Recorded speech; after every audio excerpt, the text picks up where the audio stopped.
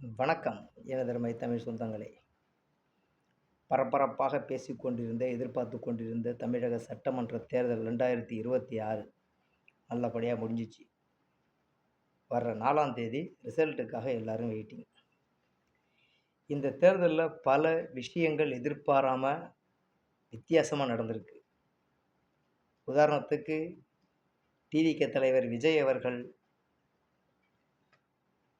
சுற்றுப்பயணம் சென்று 41 பேர் இறந்த கரூர் மாவட்டத்தில் அதிகப்படியான வாக்குப்பதிவு நடந்திருக்கு. தமிழ்நாட்டில் படித்தவர்கள் அதிகம் நிறைந்த மாவட்டம் என்று சொல்லக்கூடிய கன்னியாகுமரி மாவட்டத்தில் குறைந்த அளவு வாக்குப்பதிவு நடந்திருக்கு. இதுவோ ஒரு வித்தியாசம்தான். அடுத்தது இதுவரைக்கும் இல்லாத அளவுக்கு கடந்த 35 ஆண்டுகளாக இல்லாத அளவுக்கு சராசரியாக 85% வாக்குப்பதிவு தமிழ்நாட்டில் நடந்திருக்கு. இந்த அதிகப்படியான வாக்குப்பதிவு யாருக்கு சாதகமாகவும் இப்படி பலவிதமான கருத்துக்கள் நிலவி கொண்டிருக்கின்றன. ஆனால் என்னுடைய கூற்றுப்படி, என்னுடைய கணிப்புப்படி திராவிட முன்னேற்றக் கழகம் தலைமையிலான கூட்டணி ஆட்சி அமைக்கும். 4ஆம் தேதி ரிசல்ட்டுக்கு அப்புறம் திராவிட முன்னேற்றக் கழக கூட்டணி ஆட்சி அமைக்கும். தனித்தோ கூட்டணி அமைத்தோ ஆட்சி அமைக்கும் திராவிட முன்னேற்றக் கழக கூட்டணி. அடுத்த இடம் இருக்குது பார்த்தீங்களா, இதில் விஜய் அவர்கள் ஒரு பெரிய தாக்கத்தை இந்த சட்டமன்ற தேர்தலில் உருவாக்குவார் என்பது மட்டும் உண்மை. நான் நினைக்கிறது 10லேருந்து 15% வாக்குகள், சில இடங்களில் 20% கூட வாக்குகள் வாங்கலாம். 0லேருந்து 5 சீட் வரை, அதாவது 5 தொகுதிகள் வரை கைப்பற்றலாம். இது நான் நினைக்கிறது. ஆனால் பெரிய தாக்கத்தை உருவாக்குவார். ஆனால் இந்த விஜயோடைய தாக்கம் யாரை பாதிக்கும், எந்த கட்சியோடைய ஓட்டை பொதுவாக பிரிக்கும் அப்படின்னு ஒரு சூழல் இருக்குது.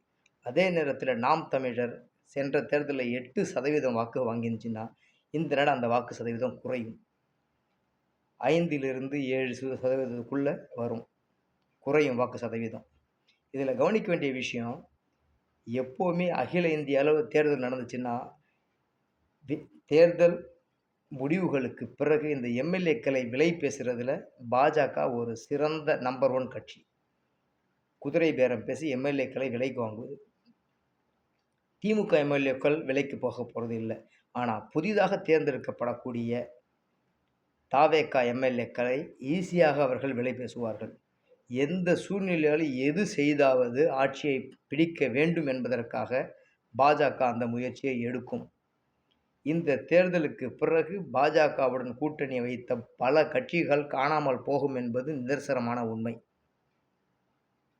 எனவே வருகின்ற 4ஆம் தேதி ரிசல்ட் எப்படி இருக்கும்னு என்னுடைய கணிப்புப்படி திமுக கூட்டணி ஆட்சி அமைக்கும். விஜய் ஒரு பெரிய தாக்கத்தை உருவாக்குவார். நாம் தமிழர் கட்சி 8% ஓட்டிலிருந்து குறைந்து வரும்.